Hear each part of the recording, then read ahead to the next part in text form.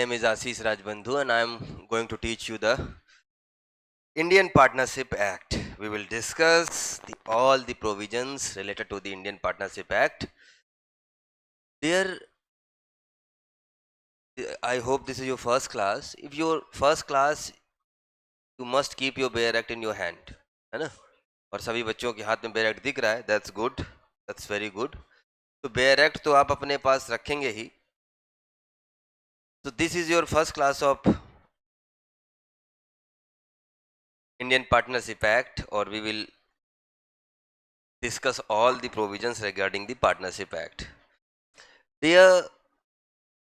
Indian Partnership Act was initially the part of the Indian Contract Act. ये जो हमारा भारतीय भागीदारी अधिनियम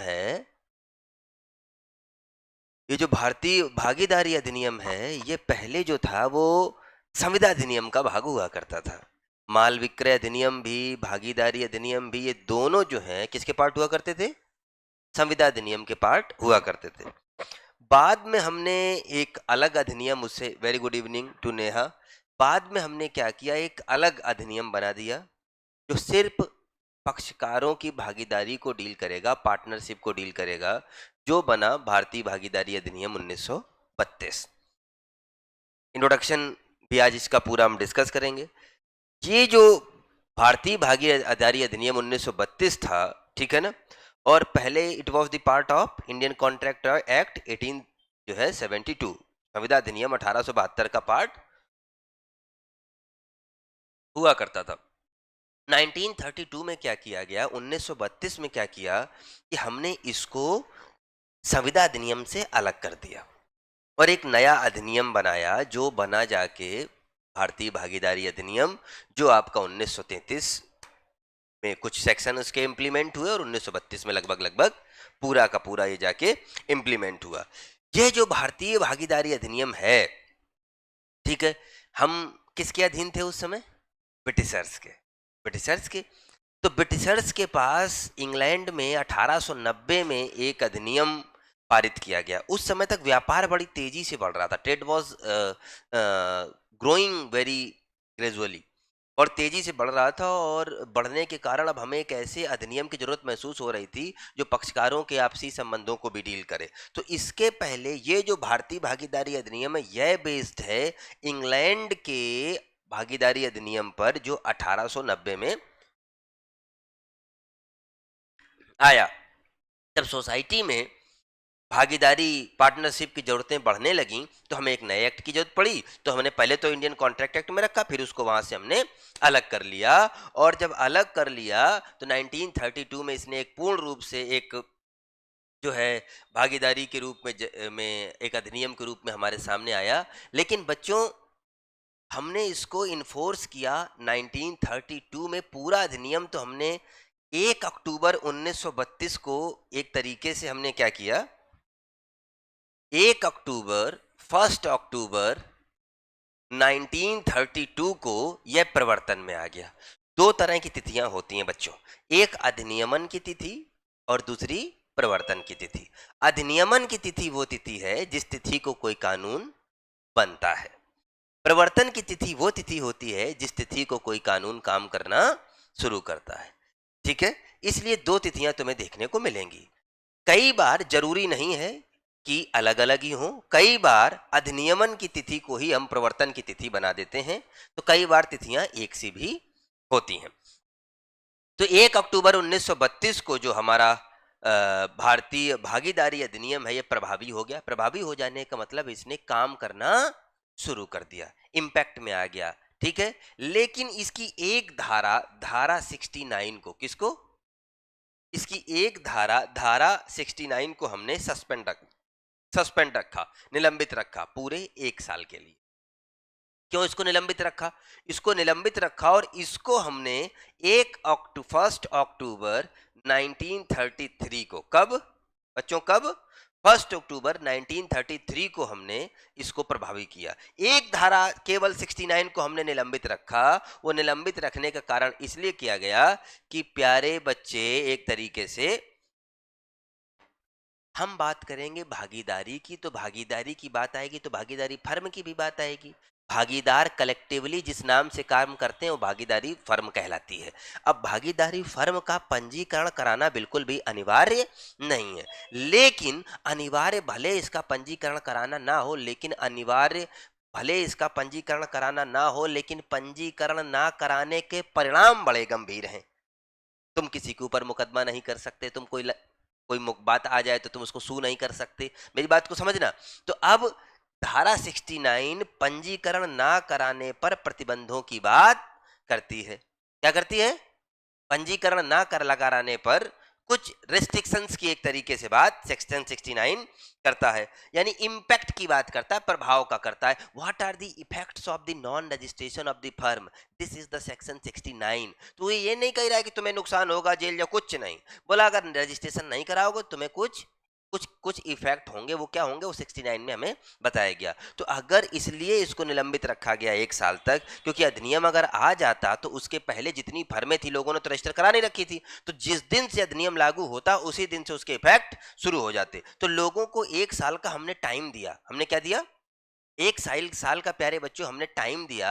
और इस 1 साल के टाइम हमको को हमने इसलिए दिया ताकि इस समय के अंतर्गत लोग अपनी अपनी फर्मों को अगर चाहें तो, क्योंकि मैंडेटरी तो आज भी नहीं है ना, अगर चाहें तो क्या करें, उसको पंजीकृत करा लें। अगर चाहें तो पंजीकृत करा लें, ठीक है। और नहीं कराओगे तो उसका इंपैक्ट होगा। जैसे बीएनएस पूरा कब से लागू हो गया? 1 जुलाई 2024 से, लेकिन एक धारा 106 उपधारा 2 को हमने निलंबित रखा, अभी निलंबित है, वो इफेक्ट में नहीं आई। अब जो सरकार जब से भी कर दे, ठीक है, अभी तो फिलहाल तो सस्पेंडेड ही है। तो मैं बस ये बताने की कोशिश कर रहा हूं, एक सेक्शन 69 जो है प्यारे बच्चों, कब से इफेक्ट में आया?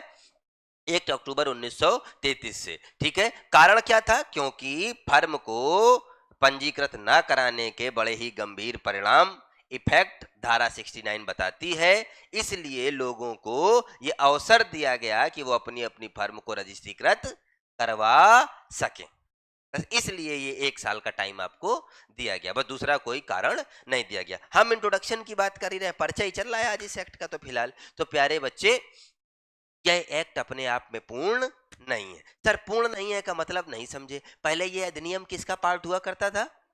कॉन्ट्रैक्ट एक्ट का पार्ट हुआ करता था। तो यह अधिनियम अपने आप में पूर्ण नहीं है, यानी कि पूरी बातें इससे डील नहीं होती हैं। भारतीय संविदा अधिनियम का यह भाग हुआ करता था, और भारतीय भागीदारी अधिनियम की धारा 3 तुम्हें बताती है, इधर देखो, हर वो प्रावधान किसके? संविदा अधिनियम के, जो भागीदारी अधिनियम से असंगत नहीं है वो लागू होते रहेंगे। धारा 74 है, बोली बाकी कोई विधियां जो भारतीय भागीदारी विधि से अधिनियम से असंगत नहीं है, इनकंसिस्टेंट नहीं है, ठीक है, वो भी काम करती रहेगी। मतलब नहीं समझे? मतलब यही नहीं, मतलब यही नहीं, भागीदारी अधिनियम ही नहीं, बाकी अधिनियम जो है वो भी भागीदारी से संबंधित प्रावधानों पर अगर जरूरत पड़ी तो काम करते रहेंगे। जिसमें एक बड़ा रोल किसका है? संविदा अधिनियम 1872 का। प्यारे बच्चों, इस अधिनियम का क्या नाम है? भारतीय भागीदारी अधिनियम। यह अधिनियम इंग्लिश भागीदारी, British partnership act, basically English भागीदारी अधिनियम 1890 पर आधारित है। प्री के लिए बता रहा हूं, यह जो अधिनियम है इंग्लिश भागीदारी अधिनियम 1890 पर आधारित है। ये वहां से अपना इंपैक्ट लेता है, ठीक है ना। और वो भी जैसा हाल इसका है ना, ये भी पूर्ण नहीं है ऐसे, वो भी उस एक तरीके से पूरी तरीके से पूर्ण वो अधिनियम भी हमारा नहीं है।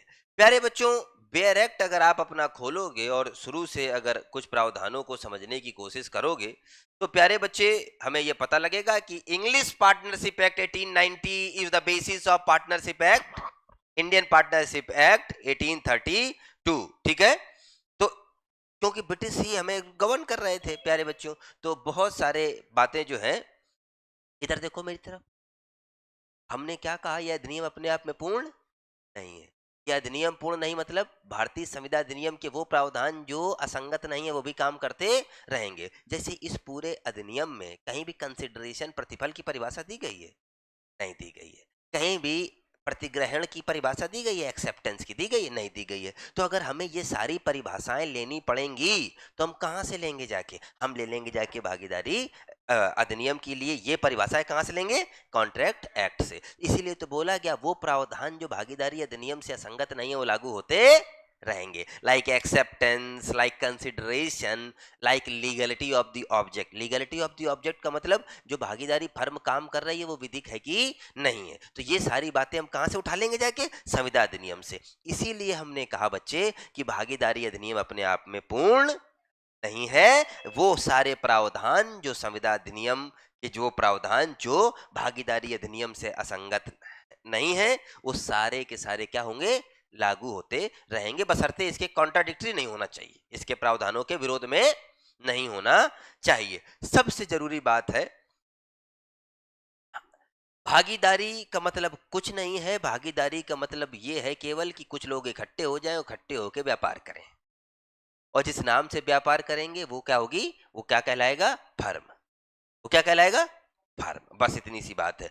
लेकिन भागीदारों की जिम्मेदारियां बहुत ज्यादा है। सबसे महत्वपूर्ण एंगल है भागीदारी का म्यूचुअल एजेंसी, क्योंकि सारे भागीदार एक दूसरे के लिए काम करते हैं। जब मैं किसी फर्म में पार्टनर हूं और आप कुछ कर रहे हो तो उससे अगर बेनिफिट आएगा तो किसके लिए आएगा? मेरे लिए भी आएगा। और मैं कुछ काम कर रहा हूं वो आपके लिए भी आएगा। तो भागीदारी का सबसे महत्वपूर्ण गुण है वो है म्यूचुअल एजेंसी। वो सबसे जो महत्वपूर्ण गुण है वो क्या है? Mutual agency. तो हम आज की क्लास में ये समझेंगे, ठीक है ना, कि ये भागीदारी क्या है। देखो इधर ऐसी बड़ी पार्टनरशिप क्या है ना, what Indian partnership act, so we must understand what is the partnership. तो partnership is a form of business organization by two or more person conjointly for carrying on some business. मतलब अगर हम आसान भाषा में कहें तो जो भागीदारी है वो किसी व्यापार को चलाने के लिए दो या दो से अधिक व्यक्ति जब एक साथ मिलकर काम करते हैं, वही हमारी हमारी और आपकी भाषा में क्या कहलाती है? भागीदारी। तो हमें ये तो हो गई सामान्य लेमैन की भाषा, हमें बेयर एक्ट की भाषा को समझना होगा। ठीक है, बिल्कुल, कि बेयर एक्ट में क्या कह रहा है, what is the general meaning of partnership, ये हम समझने की कोशिश करेंगे। तो सबसे पहले इंट्रोडक्शन की बात कर रहे थे, we were discussing the proper introduction. सबसे इंपॉर्टेंट बात आज हम शुरू करेंगे धारा 2 से। ठीक है, इधर सुनो। अच्छा, एक बात और, यह जो अधिनियम है, कौन सा अधिनियम? भारतीय भागीदारी अधिनियम। यह शुरू के प्रारंभ में जम्मू कश्मीर के में लागू नहीं था, लेकिन जम्मू कश्मीर पुनर्गठन अधिनियम 2019 आने के बाद, कौन सा अधिनियम आने के बाद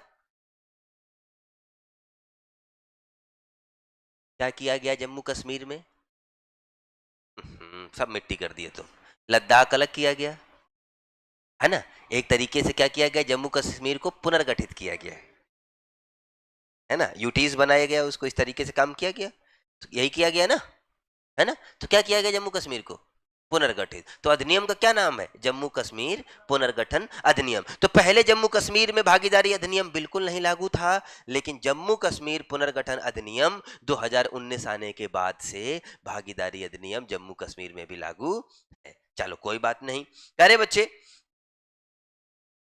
हम एकदम इनिशियल स्टेज से शुरू करेंगे, इसकी डेफिनेशन से शुरू करेंगे, धारा 2 से, जो हमें कई सारी बातें समझाने की कोशिश करेगी। फिर जो है हम आगे बढ़ने की कोशिश करेंगे। तो प्यारे बच्चे, हमने कहा कि भागीदारी अधिनियम के जो प्रावधान, ठीक है, बहुत सारे प्रावधान ऐसे हैं जिनके बारे में कुछ जिक्र भागीदारी में नहीं किया गया, लेकिन उसकी जिक्र कहाँ किया गया है? संविदा अधिनियम में। जैसे एग्रीमेंट, कंसेंट। कंसेंट कहीं बताया क्या इस पार्टनरशिप में? कहाँ डिफाइन है?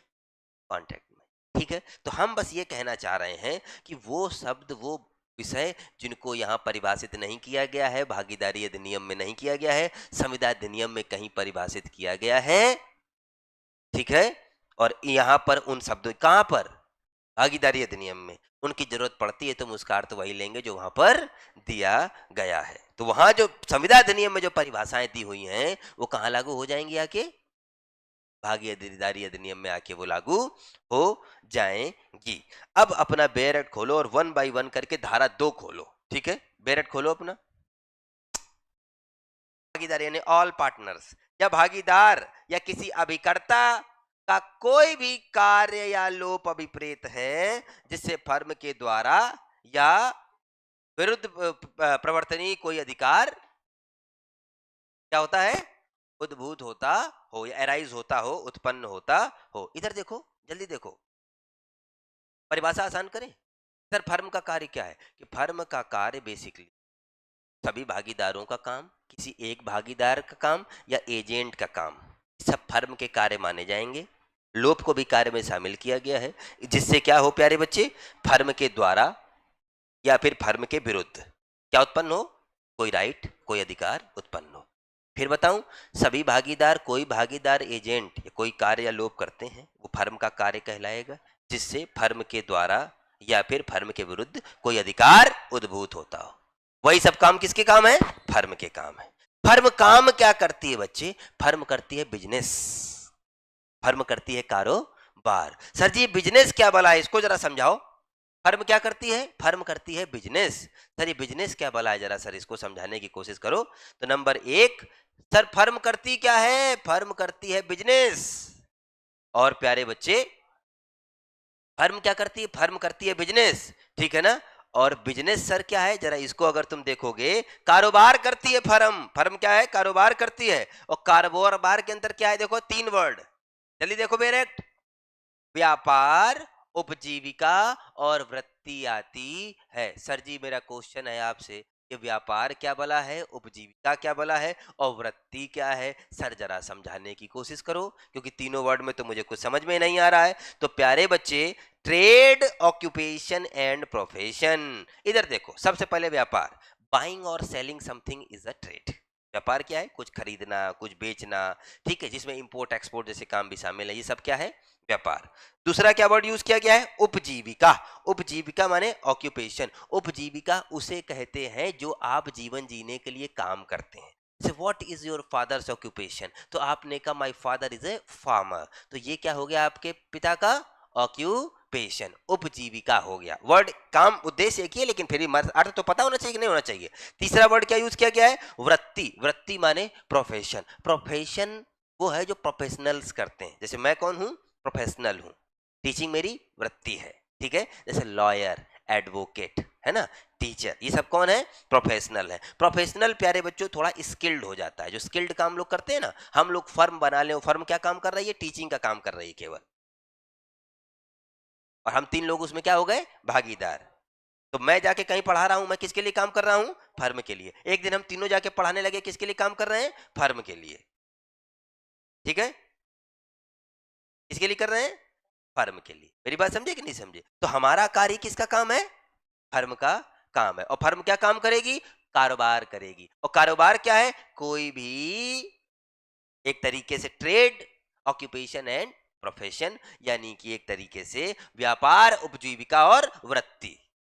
इन तीनों का अर्थ, शब्दों का अर्थ समझे? मेरी बात समझे आप? तीनों शब्दों का अर्थ, व्यापार, उपजीविका और वृत्ति। व्यापार क्या है? व्यापार इज इंग्लिश भी देखते रहे ना, व्यापार means trade, buying selling, that is the trade, ठीक है। उपजीविका, उपजीविका is something which you do for the living, जीवन जीने के लिए जो काम आप करते हैं वो उपजीविका कहलाती है। जैसे मेरे पिता क्या है? मेरे पिता किसान है, तो मैंने क्या बोला?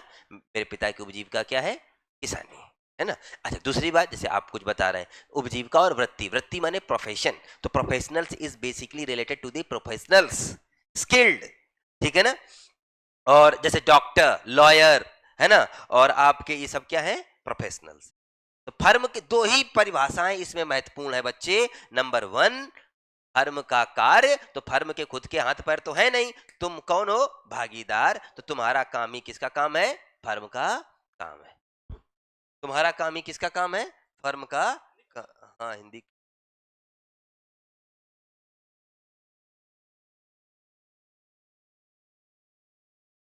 हाँ हाँ, तुम्हारा काम ही क्या है? फर्म का बच्चे काम है, ठीक है ना। तो प्यारे बच्चे, फर्म क्या है? फर्म सिर्फ संयुक्त रूप से कारोबार को चलाने का एक ढंग है। अगर मैं अपने कारोबार को चला रहा हूं तो वो बात अलग हो गई। तुम तीनों मिलके हमने एक फर्म बनाई और वही कारोबार कर रही है, तो हम क्या कर रहे हैं? संयुक्त रूप से उस कारोबार को कर रहे हैं, ये फर्म हो गई, ठीक है ना। मेरी बात समझे कि नहीं समझी?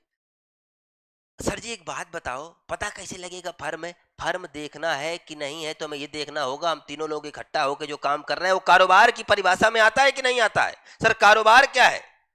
कारोबार में वो सब बातें शामिल है जो किसी बंदे को बिजी रखे। कारोबार को आसान करने के लिए और बड़ा किया। 3 वर्ड यूज किए, ट्रेड, ऑक्यूपेशन एंड प्रोफेशन। इनको हम फिर दोबारा डिस्कस करेंगे। वो कहां करेंगे? धारा 4 के साथ, ठीक है ना। और अगला वर्ड देखो, इधर देखो, चलते जाओ, बेयर एक्ट भी खुल गया, अब इसको देखते जाते हैं। देखो एक बार बड़ी तेजी से पढ़ो। इसका उद्देश्य क्या है? भागीदारी संबंधित विधि को परिभाषित करना, संशोधित करना, ठीक है ना। चलो, इसके अलावा प्यारे बच्चे, ये क्या कहलाएगा? भारतीय भागीदारी अधिनियम 1932। ये क्या लिखा है? इसका विस्तार संपूर्ण भारत पे है। संपूर्ण भारत में कैसे है बताओ? कैसे है? जम्मू कश्मीर पुनर्गठन अधिनियम 2019 से। संपूर्ण भारत में कब से है? 31 अक्टूबर 2019 से है, ठीक है। ये क्या लिखा है आगे? 1932 के अक्टूबर के प्रथम दिन को प्रवृत्त होगा, यानी 1/10/1932 क्या है इसकी डेट ऑफ इन्फोर्समेंट, पूरे अधिनियम की, एक धारा को छोड़ के, सिवाय धारा 69। ये कब से लागू होगी? 1933 के अक्टूबर के प्रथम दिन से, मतलब 1/10/1933। क्यों ऐसा किया गया है? एक बार पलट के 69 देख लो, उसमें क्या लिखा है? Effect of the non registration. Heading देखो क्या लिखी है, जल्दी देखो, एक बार देखो 69, सिर्फ हेडिंग देखो बस, क्या लिखा है? रजिस्ट्री ना कराने का प्रभाव। इसलिए देखना जरूरी था 69, पता तो रहे क्या है। यानी मैंने फिर बार बोले, मैंडेटरी तो है नहीं रजिस्ट्रेशन, मैंडेटरी तो है नहीं रजिस्ट्रेशन, ठीक है, लेकिन ना कराने पे कुछ असर जरूर पड़ेंगे। मेरी बात समझे कि नहीं समझे? तो उनसे बचने के लिए आपको समझ दिया गया कि भैया सारे के सारे रजिस्टर करा लो। धारा 2 में परिभाषाएं दी हैं, इसमें मैंने कहा 2 परिभाषाएं इंपॉर्टेंट हैं, एक फर्म का कार्य और दूसरा कारोबार। फर्म का कार्य क्या है? इधर देखो, फर्म के सब भागीदार, यानी जितने लोग हैं, 3 लोग बना के मिलकर फर्म बनाए ना, या किसी भागीदार या कोई एजेंट का कोई भी कार्य या लोभ क्या है? वो सब फर्म का कार्य है। उससे होगा क्या? जिससे फर्म के द्वारा या फर्म के विरुद्ध कोई अधिकार उद्भूत यानी उत्पन्न होता हो। कितना आसान है। यानी बेसिकली फर्म के लिए काम करने वाले हर बंदे का काम किसका काम है? फर्म का काम है। जिससे या तो फर्म के द्वारा या फर्म के विरुद्ध क्या हो रहा है? कोई अधिकार उत्पन्न हो रहा है। ये हो गई फर्म। अगला वर्ड क्या था? फर्म करेगी क्या? फर्म का कार्य क्या होगा? कारोबार का। इसमें कितने वर्ड शामिल हैं? 3। हर व्यापार, उपजीविका और वृत्ति आती है। सर व्यापार क्या है, ट्रेड क्या है, इस शब्द का भी अर्थ बताया। उपजीविका क्या है? यानी फर्म उपजीविका भी कर सकती है, फर्म वृत्ति भी कर सकती है। मतलब नहीं समझा सर? मतलब हम तुम मिलके एक लॉ फर्म बनाई और हम क्या कर रहे हैं? We are all the professionals. वृत्ति हम क्या कर रहे हैं? लीगल सेवाएं जमाने को दे रहे हैं। समझ में आई की बात नहीं है? मेरी बात समझ में आई कि नहीं आई? हमने तुमने मिलके एक फर्म बनाई, वो क्या कर रही है? सामान बेचने का काम कर रही है, वो व्यापार कर रही है। सारी बातें फर्म के कार्य में यानी कारोबार में बच्चे शामिल हैं, ठीक है। इसके अलावा एक वर्ड है थर्ड पर्सन। जल्दी देखो क्या लिखा है? क्या लिखा है? Third person. थर्ड पर्सन क्या होंगे? देखो इधर, जो फर्म में, सर मुझे एक बात बताओ, इसमें एक पर व्यक्ति शब्द इस्तेमाल किया गया, ये कौन होगा? बच्चे बस प्यार से पढ़ते रहो, सब बड़ा आसान है। थर्ड पर्सन वो बंदा है जो फर्म में भागीदार नहीं है। भागीदार के अलावा हर बंदा फर्म के साथ जो कुछ काम कर रहा है वो क्या है? Third person. पढ़ो इधर, वह जब किसी फर्म या उसके किसी भागीदार के संबंध में प्रयोग किया जाए तो ऐसा व्यक्ति अभिप्रेत है जो फर्म में भागीदार नहीं है। मेरी बात समझे कि समझे? Those who are not partner in the firm, उनको हम क्या किस शब्द से उद्बोधित कर रहे हैं? संबोधित कर रहे हैं पर व्यक्ति से, थर्ड पर्सन से, ठीक है। जरा ये अंगा नंबर भी देखो फटाक से, अपना अपना बेरेक्ट अपने अपने हाथ में, वहीं पकड़ बनानी है। कहां पे? बेरेक्ट में। क्या लिखा है इधर पढ़ो, उन मदों के जो इस अधिनियम में प्रयुक्त किए गए हैं, पदों को, ठीक है, किए गए, किंतु इसमें परिभाषित नहीं है। कितना आसान, ये तो मैं भी बता चुका हूं कि बहुत सारे शब्द भागीदारी अधिनियम में प्रयुक्त किए गए हैं लेकिन परिभाषित नहीं किए गए हैं। जैसे जैसे मान लीजिए आप संविदा ही हो गई, जैसे मान लीजिए आप सम्मति ही हो गई, जैसे मान लीजिए आप करार ही हो जाए। ये दिए गए क्या? नहीं दिए गए। दिए गए? नहीं दिए गए। इनको कहां परिभाषित किया गया? इधर देखो, संविदा अधिनियम में। तो उनका वही अर्थ ले लेंगे, साफ साफ लिख दिया है। देखो, उन पदों को जो इस अधिनियम में प्रयुक्त किए गए हैं किंतु इसमें परिभाषित नहीं है। भारतीय संविदा अधिनियम की धारा 1872 में परिभाषित है। वहां एग्रीमेंट वहां परिभाषित है कि नहीं है? इधर देखो, वे ही अर्थ होंगे जो उस अधिनियम में समुन्दिष्ट हैं। तो बड़े आसान तरीके से अगर मैं कहूं तो इनका वही अर्थ निकाला जाएगा जो वहां पे क्या गया है। क्या समझे?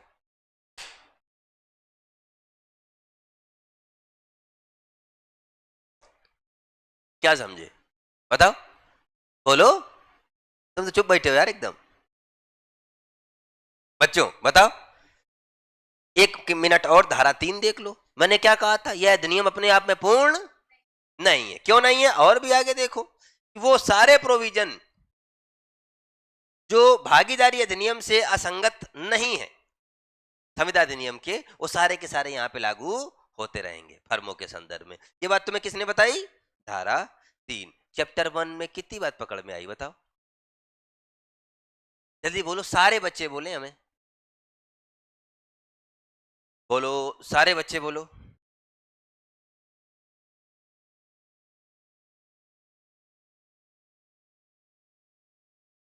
सारे बच्चे जवाब दो हमें। बस एक ही बच्चा है क्या? हिना, मुस्कान, नम्रता, नीता, नेहा, निहाराय, शारदा, सारे बच्चे इतने बताओ। सबसे इंपॉर्टेंट पॉइंट में आते हैं और सब जरूरी बात अब करते हैं। अध्याय 2। देखो एक बात को और समझो, तुम्हें जुडिशरी की सबसे खूबसूरत बात बताऊं, बिल्कुल पता होता है कि पेपर में क्या क्या सवाल आना है। अगर मैं ये अधिनियम देखूं तो इससे, जैसे यूपी का एग्जाम्पल लेता हूं, तो यूपी में एक क्वेश्चन आता है, बिहार में तो 2-3 आते हैं, क्योंकि अब अगर आप कॉमर्शियल ला लेते हैं तो अगर हम देखें तो सबसे पहला सवाल तो बन जाता है धारा 4 से, भागीदारी क्या है। धारा 4 से पक्का, मेंस की बात कर रहा हूं, प्री में तो सारे सेक्शन इंपॉर्टेंट होते हैं। फिर प्यारे बच्चों, कभी कभी बनता है कि भागीदारों के साधारण कर्तव्य क्या है, कभी कभी पूछ देता है होल्डिंग आउट व्यपदेशन क्या है, ठीक है ना। तो कभी कभी पूछ देता है फर्म का विघटन कैसे होता है। बस अगर 4 से 5 सवाल हम मार्क कर लें, केवल 5 सवाल, केवल कितने सवाल? 5 सवाल, केवल 5 सवाल अगर हम मार्क कर लें, उतने से मेंस का खेल खत्म है। लेखपाल बनना कठिन है, जज बनना आसान है। लेकिन जितने समय अगर जुडिशरी की तैयारी चल रही है, फिर तैयारी वही ही चलनी चाहिए, दूसरा कोई काम नहीं चलना चाहिए। 9 से 10 महीने पर्याप्त है। केवल केवल 10-11 महीने सीरियसली दे दिए जाएं तो जज बनने से कोई रोक नहीं सकता। उसका 2-3 कारण है उसके। नंबर 1, सिलेबस बहुत लिमिटेड। मैंने क्या कहा, पढ़ाऊंगा तो मैं पूरा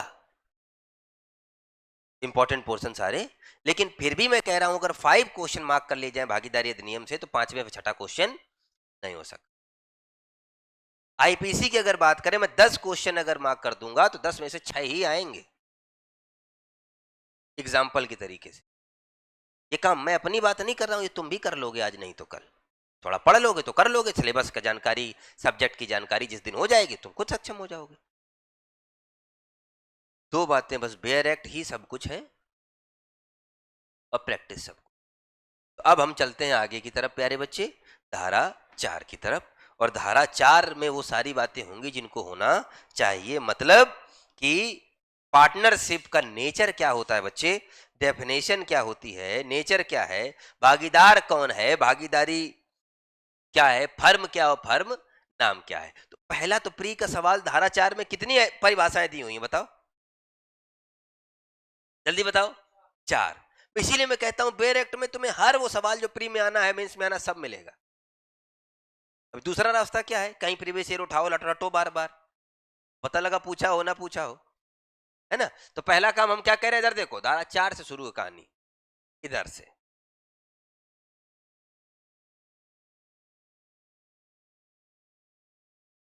धारा 4 से कहानी शुरू है। कौन से? धारा 4 से। वो क्या कह रही है, भागीदारी, भागीदार, फर्म, फर्म नाम, ये 4 बातें मैंने क्या क्या बताई। कितनी परिभाषाएं दी गई हैं, भागीदारी फर्म, फर्म नाम, ये 4 परिभाषाएं दी और हमें आज ये इससे एक सवाल मेंस में आउट रहता है। उनको कुछ और मिलता नहीं है, वो धारा 4 ही तुमसे पूछ लेते हैं। मेंस में एक सवाल मिलेगा तुम्हें धारा 4 से, इधर उधर की तो बात छोड़ो, ठीक है। तो इधर देखो, ये धारा 4 बातों पर मुख्य रूप से जोर देती है।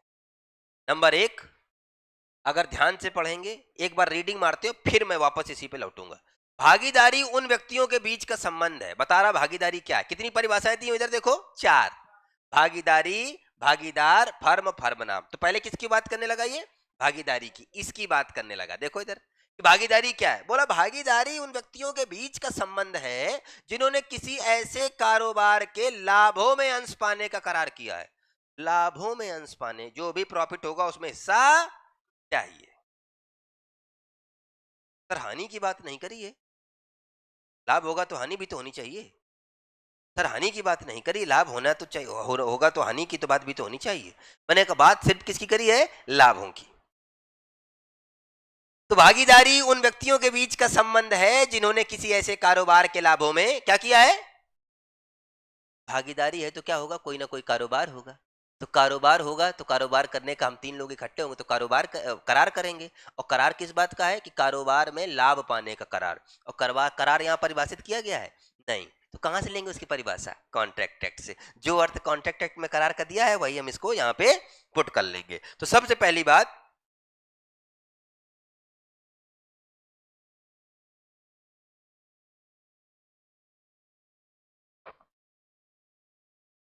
सबसे पहली बात इधर देखो, भागीदारी उन व्यक्तियों के बीच का संबंध है जिन्होंने किसी ऐसे कारोबार के लाभों में अंश पाने का करार किया है। आगे की लाइन देखो, जो उन सब के द्वारा, किनके द्वारा, सब के द्वारा, या उनमें से किसी ऐसे किन्हीं के द्वारा या किसी के द्वारा जो उन सब की ओर से कार्य कर रहा है, चलाया जाता है। यही लाइन बड़ी महत्वपूर्ण। भागीदारी आ गई तो सभी भागीदार क्या है, एक दूसरे के एजेंट है। एक सबके लिए काम करेगा और सब भी मिलके सबके लिए ही काम करेंगे। वो जो काम करेंगे उसी के लाभ में अंश पाने का अगर कोई करार है तो वही क्या है, भागीदारी। सर थोड़ा सा ब्रेक करो इसको, इधर देखो, जल्दी देखो, इसमें से हम कुछ पॉइंट्स निकाल कर ला रहे हैं कि क्या क्या ये बताने की कोशिश कर रही है। पहले तो तुम्हें ये बता रही है कि भागीदारी कैसे स्थापित होती है, करार के द्वारा। कैसे स्थापित हो रही है, एग्रीमेंट है कि नहीं है, करार के द्वारा। दूसरा, इसको किस लिए स्थापित किया गया है, किसी कारोबार को चलाने के लिए। और उसमें क्या होना चाहिए, करार करने वाले व्यक्ति आपस में कारोबार के लाभ को बांटने का आशय भी रखते हो। और क्या इंपॉर्टेंट है, और सबसे इंपॉर्टेंट है म्यूचुअल एजेंसी, यानी एक सब के लिए काम कर रहा हो, सब भी मिलकर एक के लिए काम कर रहे हो। इतनी बात हमने यहां से निकाली। क्या क्या निकाली जल्दी बताओ। पहली बात, भागीदारी कैसे स्टेब्लिश होती है, एग्रीमेंट से। नंबर 2, ये भागीदारी किस लिए बनाई गई है, कारोबार को स्थापित करने के लिए। नंबर 3, करार करने वाले सारे व्यक्ति क्या रखते हो, लाभों में बंटवारे का आशय क्या रखते हो। और चौथा, म्यूचुअल एजेंसी, यानी एक सबके लिए और सब मिलके एक के लिए काम कर रहा हो, तो वो क्या होगी, भागीदारी। तो अगर तुम्हें पता करनी हो ये भागीदारी है कि नहीं, तुम क्या देखोगे, सबसे पहले कोई एग्रीमेंट हुआ है, हाँ साहब हुआ है। एग्रीमेंट किस लिए है, करार को, एक कारोबार को चलाने के उद्देश्य से। और क्या है, इसमें लाभों को बांटने का आशय भी है कि भैया पैसा जो आएगा हम आपस में बांट लेंगे। क्या करेंगे, आपस में हम बांट लेंगे। ये भी 2-3 दिन चलेगी यही धारा 4 केवल। पैसा हम क्या करेंगे, आपस में बांट लेंगे, यानी लाभों के बंटवारे का आशय भी होना चाहिए।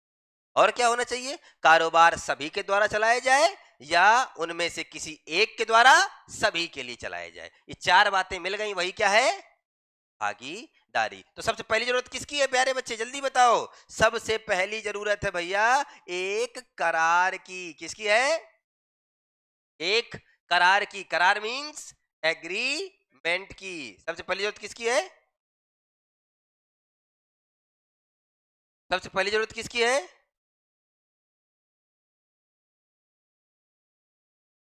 सबसे पहली जरूरत किसकी है, एक एग्रीमेंट की। सबसे पहली हमें चीज क्या चाहिए, एक करार। करार मीन्स सबसे पहली जरूरत है हमारी एग्रीमेंट। ठीक है, इधर देखो मेरी बात। जब तुम धारा 5 पढ़ोगे तो तुम्हें पता लगेगा कारोबार भागीदारी एग्रीमेंट से स्टेब्लिश होती है, स्टेटस से नहीं। कि हम तुम भाई भाई हैं तो हम लोग भागीदार नहीं होंगे, हमें तुम्हें भागीदारी करनी तो हमें तुम्हें क्या करना पड़ेगा, आपस में एग्रीमेंट करना पड़ेगा।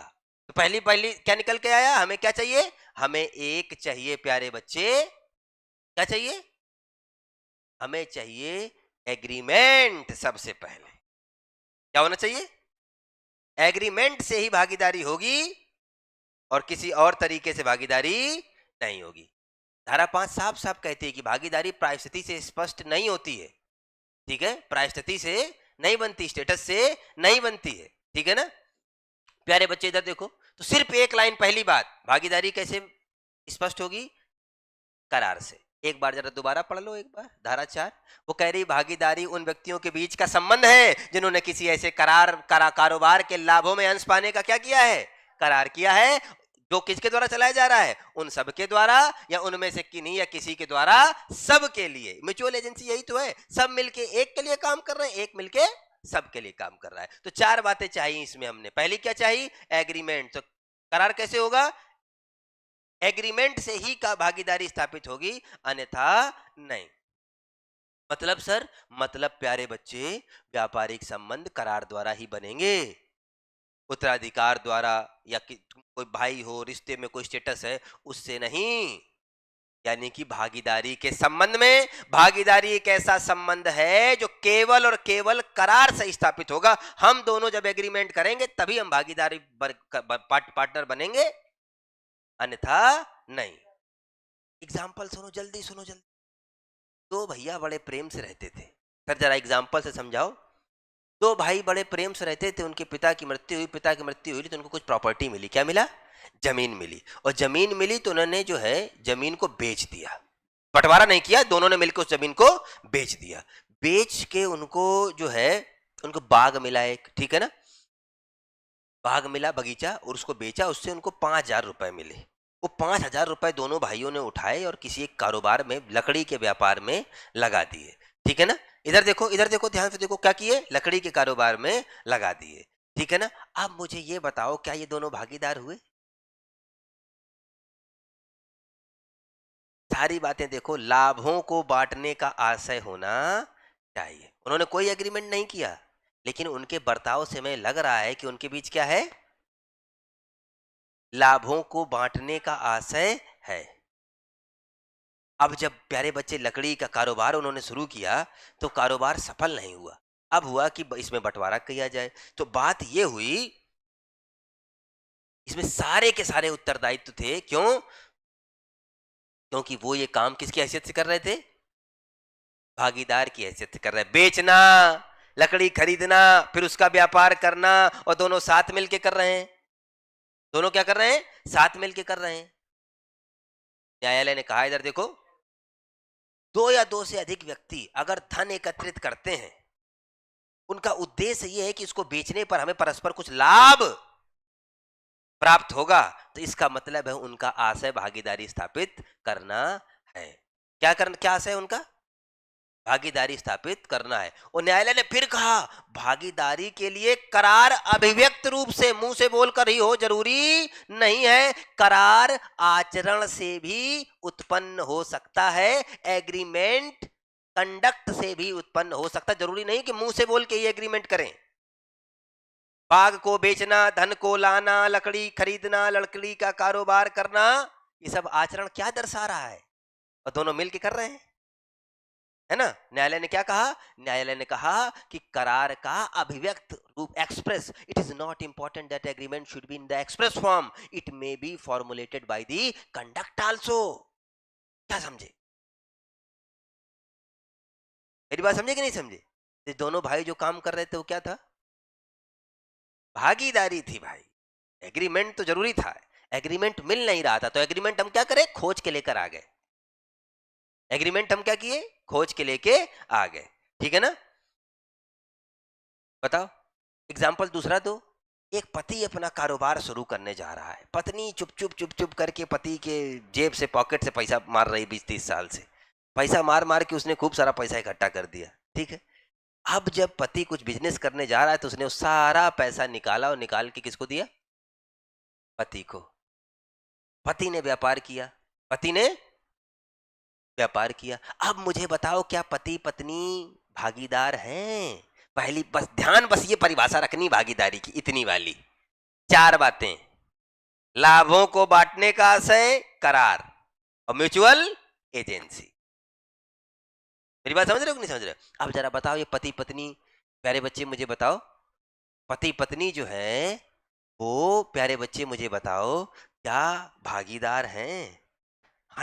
फिर तुम गड़बड़ी कर रहे हो। तुम पति पत्नी को मत देखो, ये फॉर्मूला देखो। क्या लाभों को बांटने का आशय है? लाभों को बांटने का आशय तो महत्वपूर्ण है। क्या पत्नी कह रही कि जो पैसा होगा वो आधा आधा चाहिए हमको? तो मदद कर रही है। केवल पैसा लगाने से कोई भागीदार नहीं हो जाता, बस यही बताना चाह रहा हूं। उसके लिए 2 बातें बहुत महत्वपूर्ण है, बाकी तो होनी ही चाहिए। 3 बातें तो और ज्यादा महत्वपूर्ण है। पहली, एग्रीमेंट होना चाहिए, लाभों को बांटने का आशय होना चाहिए, और म्यूचुअल एजेंसी होनी। तो कहां म्यूचुअल एजेंसी? पत्नी कुछ काम कर रही है, लाभों को बांटने का आशय था। फिर तो तुम मन से बोलो, इस धारा को पकड़ के बोलो। समझे कि नहीं समझे? अब ये मुझे इस कंडीशन में बताओ, क्या पति पत्नी भागीदार हुए? नहीं हुए।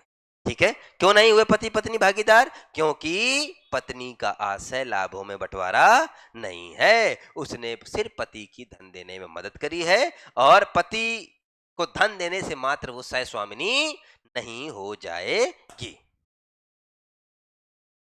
ठीक है, मेरी बात समझे कि नहीं समझे? बताओ, जल्दी बताओ।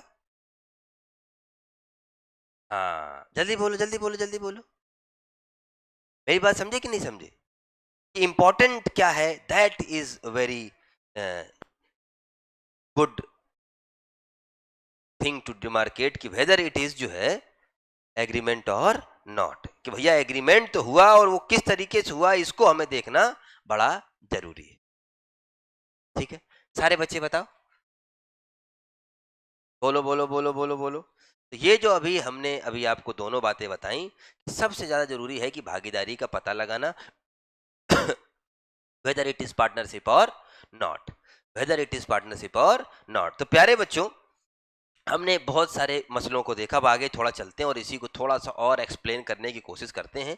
सारा क्यों, सिर्फ धारा 4 से बात नहीं बनेगी, धारा 4 से सवाल आपके एग्जाम में जरूर आता है। मैंने क्या कहा? धारा 4 से आपके एग्जाम में सवाल जरूर आता है। ठीक है, चलो अभी हम थोड़ा सा आगे चलते हैं और एक बात बताते हैं। तो ये जो मैंने तुम्हें केस बताया, इस केस का नाम था केटी Abdul Badshah Saheb versus Century Woods industries. केटी, ये जो अभी मैंने तुम्हें केस बताया, कौन सा केस बताया? भाइयों वाला। इसमें क्या 2 बातें निकल कर आई? कि भागीदारी एग्रीमेंट से ही होगी, लाभों को बांटने का आशय होना चाहिए, और एग्रीमेंट जरूरी नहीं है अभिव्यक्त रूप से हो। एग्रीमेंट कैसे हो सकता है? आचरण से भी हो सकता।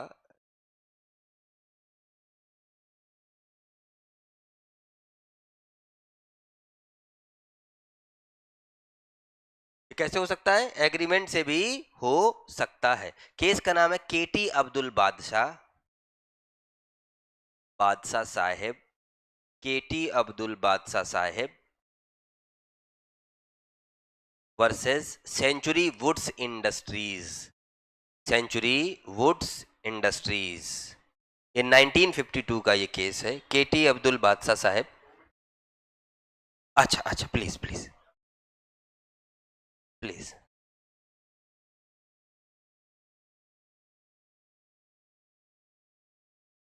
हाँ, अभी लिख रहे हैं।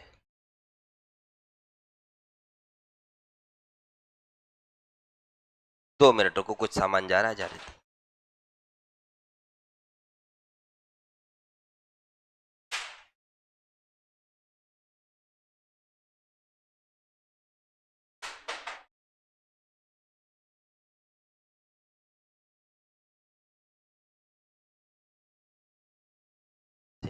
हो गया।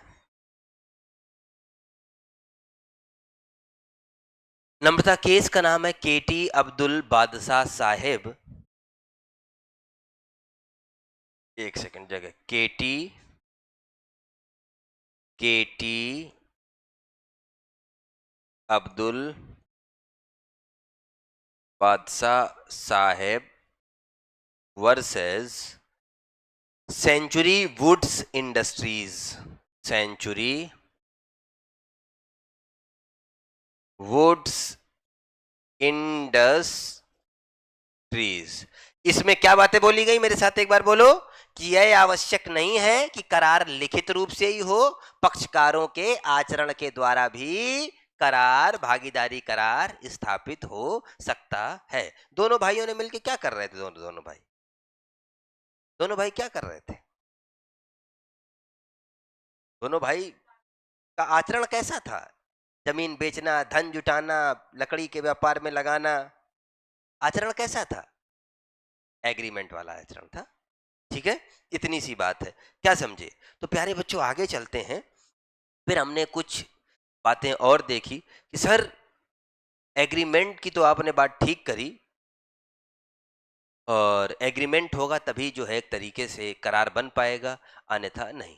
सर एग्रीमेंट किस लिए? तो मैंने कहा एग्रीमेंट करना पड़ेगा किसी बिजनेस को करने के लिए, कारोबार को करने के लिए। कारोबार क्या है? मैंने बोला कि कारोबार के अंतर्गत व्यापार, उपजीविका और वृत्ति, ट्रेड, ऑक्यूपेशन एंड प्रोफेशन आता है। ठीक है प्यारे बच्चे, कि व्यापार तो कारोबार है, ठीक है। बहुत सारे केसेस थे, अब कुछ केसेस बताऊंगा इसमें कि क्या क्या जो है एक तरीके से व्यापार के अंतर्गत आ सकता है, क्या क्या नहीं आ सकता है। मान लीजिए एक बहुत सारे पुराने, बहुत लीडिंग केसेस हैं, उनको डिस्कशन हमें करना है, ठीक है ना। व्यापार के लिए सब जरूरी है कि एग्रीमेंट हो, ठीक है, सॉरी, भागीदारी के लिए, और लाभों को बांटने का आशय। पहला एग्रीमेंट समझ गए कि नहीं समझ गए? अब दूसरी जरूरत क्या है? इधर देखो, धारा में आओ, इसी धारा में आओ। क्या होना चाहिए? कारोबार के लाभों को अंश पाने का करार किया हो। इसको अब समझना पड़ेगा, बड़े ध्यान से इसको समझना पड़ेगा। तो पहली जरूरत क्या थी? पहली जरूरत थी प्यारे बच्चे करार। दूसरी जरूरत क्या बताई मैंने? लाभों में अंश पाना, शेयरिंग ऑफ प्रॉफिट। तो भागीदारी शब्द बना है भागों में बांटने से। क्या बांटना? बांटना है आपको लाभ। क्या बांटना है? लाभ। एक बात सुनो, लेकिन सर जी एक बात बताओ, लाभों को बांटने का हमें जरूरी है? जरूरी है सर। केवल अगर लाभों के बांटने की बात आपको भागीदार बना देगी, मैंने कहा ना ना ना ना, म्यूचुअल एजेंसी जरूरी है। उदाहरण से समझाओ सर। सुपर इंपॉर्टेंट केस, इसके बिना कोई पेपर ही नहीं बनता, ना लिखना। उस केस का नाम है कोक्स वर्सेस हिकमैन। क्या नाम है केस का?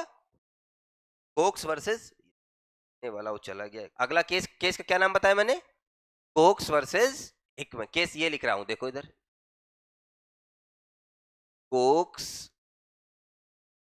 Versus Hickman, HICK, Hickman. 1861 का ये केस है। कब का केस है? 1860 का। बस इसको ध्यान से सुनना। Cokes versus Gautam Prajapati, case का नाम है कोक्स वर्सेस हिकमैन, 1860 का केस है। और हम हेडिंग, दूसरी हेडिंग क्या डिस्कस कर रहे हैं? लाभों को बांटना। क्या कर रहे हैं? शेयर, भागीदार, अभी वही चल रही है। क्या चल रही है? ये सिर्फ यही पोर्शन डिस्कस कर रहे हैं। अभी पहला हमने करार डिस्कस किया, अभी क्या डिस्कस कर रहे हैं? लाभों को बांटना। और तुम्हें केसेस की कहानी बताऊंगा, सब समझ में आएगा। इसमें क्या हुआ, हाउस, अपना केस नहीं है ये, विदेशी केस है, हाउस ऑफ लॉर्ड्स का, इंग्लैंड का। इसमें हमें ये पता लगाना था कि बताओ ये एग्रीमेंट जो हुआ है उसमें भागीदारी स्थापित हुई कि नहीं हुई, बस ये पता लगाना था। हुआ क्या प्यारे बच्चे, कि भैया पहली बात तो स्पष्ट कर दी गई, जिसको लाभों को प्राप्त करने का हक नहीं वो भागीदार नहीं। और दूसरी बात, जरूरी नहीं है कि जो लाभों को ले रहा है वो भागीदार हो ही जाएगा। There are two important things discussed in that particular case by the House of Lords. Number one, to become a partnership, there is a sharing of profit. Number one, but sharing of profit is not all time important to constitute a partnership. मतलब पहला तो भागीदारी बनानी तो क्या चाहिए?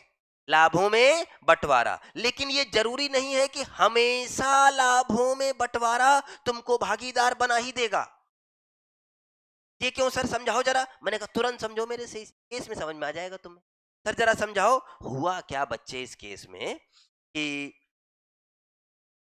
कुछ लोग मिलके, जो कोक्स वर्सेस हिकमैन में क्या हुआ, एक दो बंदे लोहे के व्यापारी थे, ठीक है ना। किसके व्यापारी थे? लोहे के व्यापारी थे। लोहे का अपना व्यापार कर रहे थे। दो लोग, दो बंदे, ज्यादा डिटेल में नहीं जाऊंगा। उनकी आर्थिक स्थिति, their the economic condition of that particular person were not so good. तो उसके लिए उनको अपने क्रेडिटर्स, क्रेडिटर्स माने जिनको उन्होंने उधार कुछ सामान दिया, सही समझौता करना पड़ा। ठीक है, क्या करना पड़ा? वे व्यापार करने के लिए किसी से पैसा लेते हैं कि नहीं लेते हैं? फिर हम चुका नहीं पा रहे हैं उसका पैसा, तो हमें क्या करना पड़ा? समझौता करना पड़ा। उन्होंने कहा कि देखो ऐसा है, जिनसे क्रेडिटर्स, जिनसे जिनसे इन्होंने पैसा उधार लिया था, उनसे इन्होंने समझौता ये किया कि भैया देखो एक काम करते हैं, मैं दे नहीं पा रहा हूं, एक काम करते हैं, हम जो भी कमाई होगी उसमें से एक हिस्सा आपको हम दे देंगे। ठीक है, क्या करेंगे? हमको पैसे दे दो, मैं व्यापार करूंगा, व्यापार करने के बाद जो भी कमाई होगी उसमें से एक हिस्सा आपको दे दूंगा। लाभ का बंटवारा। और बोला जैसे ही कारोबार मेरा पूरा हो जाएगा, जैसे ही आपका कर्जा चुक जाएगा, कारोबार मेरा हो जाएगा। ठीक है, मेरी बात समझे कि नहीं समझे? मेरी बात समझे कि नहीं समझे? नहीं समझ में आई बात? समझ में नहीं आई बात? इतनी सी बात थी। एक कुछ बंदे लोहे का व्यापार कर रहे थे, उनकी इकोनॉमिक कंडीशन ठीक नहीं थी, उन्होंने लेनदारों से कुछ धन लिया, फिर उन्हीं से उन्होंने समझौता किया। ये निकल कर आया कि भैया हम अपने जो कमाई करेंगे उसमें से एक हिस्सा आपको देते रहेंगे, ठीक है, और जब आपका जो हमें दिया है पैसा वो चुक जाएगा, व्यापार हमारा हो जाएगा। ठीक है ना प्यारे बच्चे? जो कॉक्स बंदा था ये उन्हीं देनदारों में से एक था, उन्हीं ट्रस्टीज में से एक था। ठीक है ना, इसने कोई हिस्सा, कोई भी हिस्सा, इसने, किसने? कॉक्स ने 1% भी हिस्सा व्यापार को चलाने में, भागीदारी को चलाने में नहीं लिया। ठीक है ना, कुछ भी चलाने में नहीं लिया। अब प्यारे बच्चे कुछ लेनदारी आई, ठीक है ना, लेनदारी आई तो जो ट्रस्टी थे, ट्रस्टी जानते हो कि नहीं?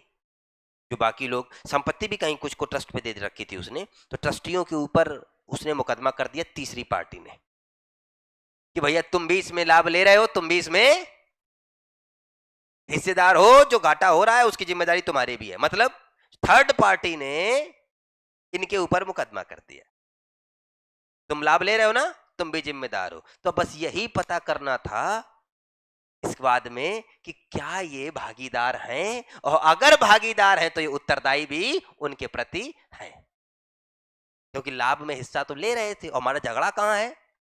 Where there is a share of profit और नॉट।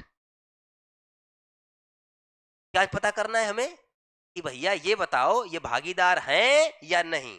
अगर भागीदार हैं तो ये उत्तरदायी भी हैं उस बंदे के प्रति। अब बताओ इसमें क्या होगा? जल्दी बताओ, जल्दी बताओ, जल्दी बोलो। भागीदार नहीं होंगे। भागीदार बनने के लिए सारी बातें चाहिए, म्यूचुअल एजेंसी भी चाहिए, सब एक दूसरे के लिए काम भी करना चाहिए। ये कहां कर रहे थे? और मैंने कहा लाभों का बंटवारा जरूरी है, लेकिन सिर्फ लाभों के बंटवारे से कोई भागीदार नहीं बन जाता। भागीदारी के लिए जरूरी क्या है? भागीदारी के लिए जरूरी है भागीदारी का आशय, भागीदारी के लिए जरूरी है लाभों का बंटवारा, भागीदारी के लिए जरूरी है म्यूचुअल एजेंसी, पारस्परिक अभिकरण जिसे कहते हैं। तो उस सब चीजों का तो अभाव है। एक बात के होने से बात थोड़ी बन जाएगी, ठीक है ना, एक बात के होने से बात थोड़ी बन जाएगी। तो इनको भागीदार नहीं माना गया, भागीदार नहीं माना गया तो उत्तरदायी भी नहीं माना। क्या समझे? कोक्स वर्सेस हिकमैन समझ में आया? नहीं आया? ठीक है, क्या समझे? जल्दी बताओ। ये बड़ी जरूरी है कि क्या होना चाहिए भैया? भागीदारी अभिकरण यानी म्यूचुअल एजेंसी, पारस्परिक अभिकरण, म्यूचुअल एजेंसी होनी चाहिए। ठीक है, मतलब सर समझे नहीं, मतलब हमें यह देखना है अगर कोई बात छिपी है कि पक्षकारों के बीच के असली वास्तविक संबंध कैसे हैं। इनके संबंध भागीदारों जैसे नहीं थे। हमें जाना कहां है? वास्तविक संबंध देखने जाना पड़ेगा। तो जब हमने अंदर जाके देखा कोक्स वर्सेस हिकमैन केस में, तो हमें पता लगा कि इनके संबंध भागीदारों जैसे नहीं थे। थे क्या? सिर्फ लाभ ले रहा है इस बात से कोई भागीदार नहीं हो जाएगा। ठीक है, तो ये प्यारे बच्चे सिर्फ एक दूसरे से लाभ ले रहे हैं, इस बात से कोई भागीदार नहीं हो जाएगा। पक्षकारों का आशय महत्वपूर्ण है कि क्या इनका आशय भागीदार बनने का था या नहीं था। बहुत कुछ निर्भर करता है भागीदारों के आशय से। ठीक है, किस पे निर्भर करता है? भागीदारों के आशय से। और आशय को, करार को आचरण से भी पता लगाया जा सकता है, कंडक्ट कैसा था। म्यूचुअल एजेंसी चाहिए। ठीक है ना? मेरी बात समझे कि नहीं समझे? मेरी बात समझे कि नहीं समझे? तो कैसे पता लगेगा? भागीदारों के आशय से। यानी हमें देखना पड़ेगा भागीदारी है कि नहीं है। इसके लिए क्या देखना पड़ेगा हमें? भागीदारों का परस्पर आशय क्या था, वास्तविक संबंध क्या है। म्यूचुअल एजेंसी जरूरी है, बिना म्यूचुअल एजेंसी की कोई भागीदारी नहीं हो सकती है। क्या समझे? जरूरी है म्यूचुअल एजेंसी। वो कहाँ थी? भले लाभों का बंटवारा हो रहा हो, वो क्या हो जाएंगे? वो प्यारे बच्चे क्या हो जाएंगे? वो भागीदार हो जाएंगे। ठीक है ना? तो जो सह स्वामी होते हैं, आय का बंटवारा करते हैं, एक दूसरे के लिए काम करते हैं, वही भागीदार होते हैं। उदाहरण के लिए मैं एक पिक्चर हॉल खोलना चाह रहा हूं। ठीक है, मेरे पास पैसा नहीं है। मैं क्या खोलना चाह रहा हूं? Picture hall. क्या खोलना चाह रहा हूं? Picture hall. I don't have money, मेरे पास पैसा नहीं है। मैं तुम्हारे पास आया कि भैया पैसा दे दो, मैं पिक्चर हॉल खोल लूं, और जो मेरी कमाई होगी उसमें से 5% कट तुम्हारा। तो 5% लाभ मैं तुम्हें दे रहा हूं, लाभों का बंटवारा कर रहा हूं कि नहीं कर रहा हूं। तो क्या तुम मेरे भागीदार हो गए, पार्टनर हो गए? जल्दी इसका जवाब दो। क्यों नहीं हो गए भैया? तुम कह रहे हो सर पार्टनर नहीं हुए, ऐसा क्यों हुआ भैया? बताओ। क्योंकि सारे गुणधर्म पूरे नहीं हैं। म्यूचुअल एजेंसी का पूरी तरीके से अभाव है। क्या है? पारस्परिक अभिकरण का अभाव है। सिर्फ लाभ के बंटवारे से बात नहीं बनेगी। भागीदारी में जितनी बातें बताई गई हैं, करार होना चाहिए, लाभों का बंटवारा होना चाहिए, पारस्परिक अभिकरण होना चाहिए। मेरी बात समझे कि नहीं समझे? जल्दी बताओ, बताओ। हाँ, लेकिन म्यूचुअल एजेंसी मींस, अच्छा, नीता पूछ रही म्यूचुअल एजेंसी मींस, इधर देखो नीता, ये जो लाइन दी है ना, यही म्यूचुअल एजेंसी को बता रही है। एक सेकेंड।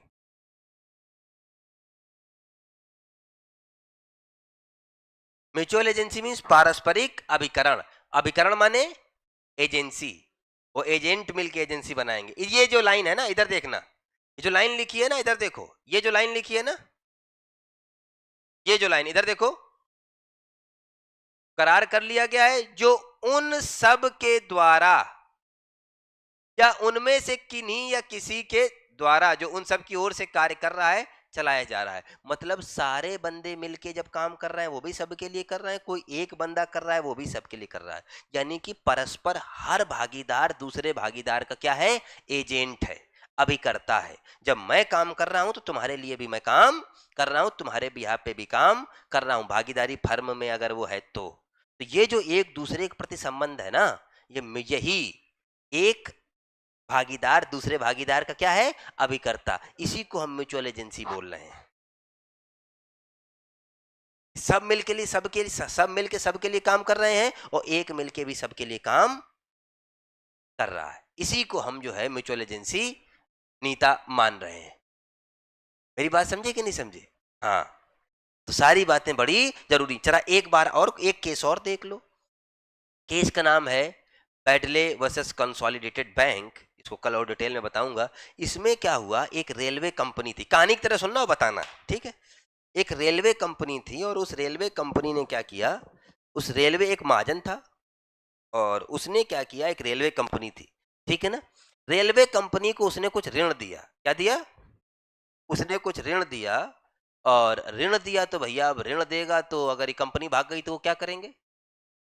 वो क्या करेंगे बताओ? उसने बोला, महाजन ने बोला, सेठ ने बोला कि एक काम करो, तुम्हें ऋण तो मैं दे रहा हूं, तुम सारी मशीनें मेरे नाम करो। तुम्हें काम ही मशीनों से काम ही तो लेना है, सुरक्षा के लिए मशीनें मेरे नाम करो, जब चुका देना तब मशीनें लेके अपनी चले जाना। उसने कहा ठीक है, और बोला हमको 10% इंटरेस्ट चाहिए। जब तुम्हें पैसा उधार दे रहे हैं, क्या चाहिए? 10% इंटरेस्ट चाहिए। और बोलो ये तो हमको मार्केट में मिल जाएगा बड़े आराम से, मैं तुम्हें पैसा क्यों दूं, मुझे 10% लाभ भी चाहिए। क्या बोला? कितना? सारा झगड़ा कहां था? है? अब मुझे बताओ, भागीदार थे या नहीं थे? नहीं थे। आप लोग बताओ, ये भागीदार हैं कि नहीं है?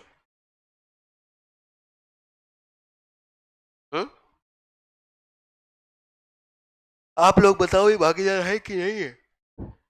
सारे बच्चे बताओ, सारे बच्चे बताओ, वेदर दे आर पार्टनर और नॉट। बोलो बोलो, जल्दी बोलो। वेदर दे आर पार्टनर और नॉट, बताओ प्यारे बच्चे। सर नहीं है, बिल्कुल नहीं है। क्यों? वही पुराना फॉर्मूला, उनके बीच का आशय देखा जाएगा। आशय कहीं से भी एक दूसरे का भागीदार बनने का नहीं था। ठीक है, इसका सिर्फ ये जो घटनाक्रम पूरा हो रहा था ना, उसका सिर्फ एक उद्देश्य था कि ऋणदाता को सुरक्षा प्रदान करना। ऋणदाता अभिकर्ता नहीं था, एजेंट नहीं था, वो कोई काम इनके लिए नहीं कर रहा था। वो कौन सा केस है? Bradley versus consolidated bank. ठीक है, अब हमें लग रहा भागीदारी समझ में आई। क्या है भागीदारी? फटाक से पढ़ लो। भागीदारी क्या है? उन व्यक्तियों के बीच का संबंध है जिन्होंने किसी ऐसे कारोबार में, कारोबार के लाभों में अंश पाने का क्या किया है? करार किया है। जो किनके द्वारा चलाया जा रहा है? उन सब के द्वारा, या उनमें से किन्हीं या किसी के द्वारा, उन सब की ओर से। सब मिलके एक के लिए काम कर रहे हैं और एक मिलके सब के लिए काम कर रहे हैं। नीता ने पूछा था, सर यही म्यूचुअल एजेंसी है। यही क्या है? म्यूचुअल एजेंसी है।